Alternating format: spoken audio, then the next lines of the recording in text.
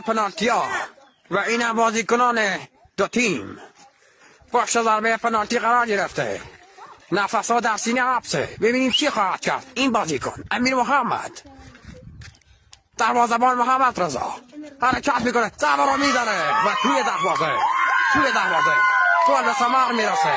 1-0 آرسنال میانداز. پنالتی دوم را منصور خواهد زد. از جانب پرسپولیس حرکت میکنه، ضربه رو میزنه و تو به کنار دروازه به بیرون میره.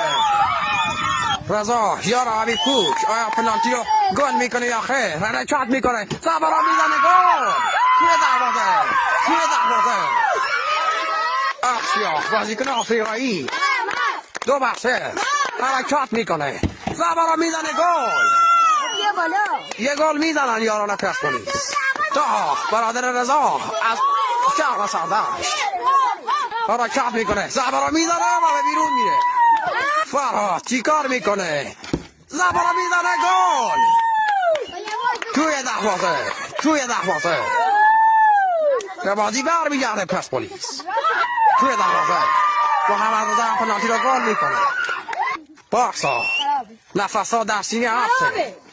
چی خواهد کرد؟ ضربه رو میزنه و توی دروازه.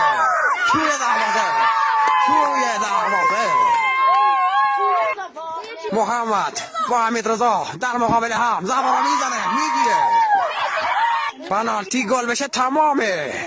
حمید رضا حرکت، ضربه رو میزنه و تمام.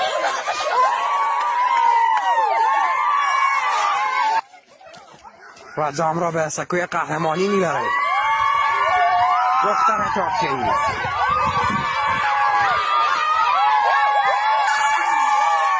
و پرسپولیس هم قهرمانی آسیا را به دست میاره و قهرمان میشه.